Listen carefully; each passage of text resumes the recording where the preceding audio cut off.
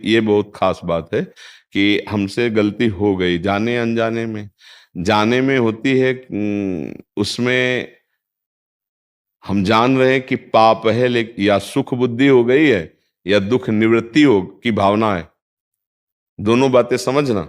हमसे कोई पाप बनता है, या तो बहुत सुख बुद्धि होती है तो पाप है पर सुख भोगने को मिलेगा, और एक दुख निवृत्ति होती है कि पाप है पर इसको हटाना पड़ेगा, इसको मिटाना पड़ेगा।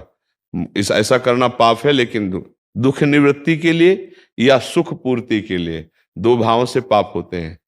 अब अगर दुख निवृत्ति के लिए हमने किया है तो वो पाप हमें भयानक दुख देगा आकर के। जैसे दुख निवृत्ति के भाव में गर्भस्थ शिशु है, डॉक्टर ने कहा इसके माइंड में कमी है, ये जो बच्चा गर्भ में तुम्हारा ये अमुक अंग इसका हीन है, तो दुख निवृत्ति बच्चा ऐसा पैदा होगा पूरे जीवन सेवा करनी पड़ेगी, ऐसा है।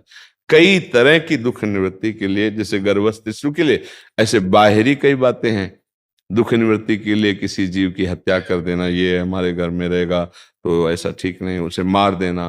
किसी भी जीव को, जैसे किसी भी जीव को मारने का अधिकार नहीं, जैसे भूमि पे आपके रहने का अधिकार, इसे हर जीव का अधिकार है।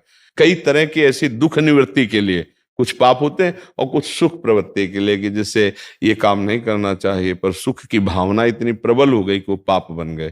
तो पाप दो प्रकार से होते हैं, एक दुख की निवृत्ति की भावना से, एक सुख प्राप्ति की।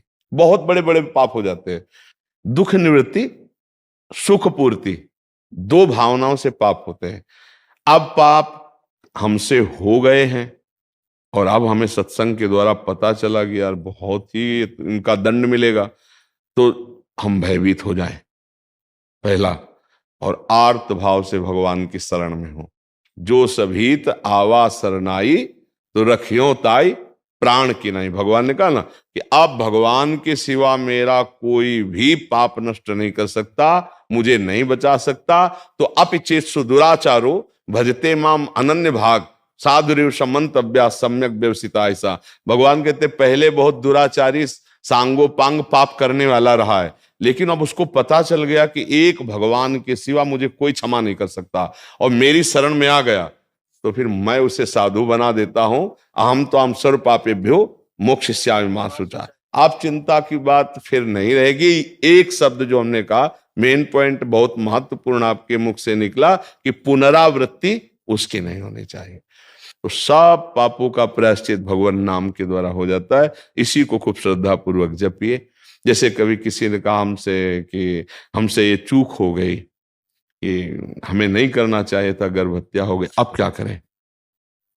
मेरा मन जलता है, आप सब ये कहे, पर हमें लगता है हमें प्रायश्चित करना चाहिए। तो जरूरी है अब, क्योंकि तुम्हारा मन प्रायश्चित से ही शांत होगा। तो चलो 7 दिन नियम से रहकर उचित फलादि का आहार करके संस्कृत से मूल पाठ भागवत का करवा लो। जैसे धुंधकारी जैसा महापापी जो प्रेत बन गया था, वो भी भगवत पार्षद रूप रखकर भगवान के धाम को गया, तो तुम्हारे पाप का मोचन हो जाएगा। वैसे भगवान नाम में बहुत सामर्थ्य है। नाम संकीर्तनम यस्य सर्व पाप प्रणाशन। सर्व शब्द है ना, कोई भी पाप ऐसा नहीं है जो नाम जप से नष्ट ना हो जाए, पर जो मेन बात है पुनरावृत्ति नहीं। अगर नाम जप का बल लेकर फिर पुनः, तो नामापराध लग जाएगा, फिर वो नाम प्रभाव नहीं देगा। ध्यान रखना, कानून है, कानून भागवतिक कानून, नामापराध कि नाम के बल से पाप करना। अब ये नामापराध आपको पापों से मुक्त नहीं होने देगा नाम जपने पर भी। ये मेन पॉइंट की बात आई कि पुनरावृत्ति, अब लो नशानी अब ना न सही, तब सब काम बन जाते हैं।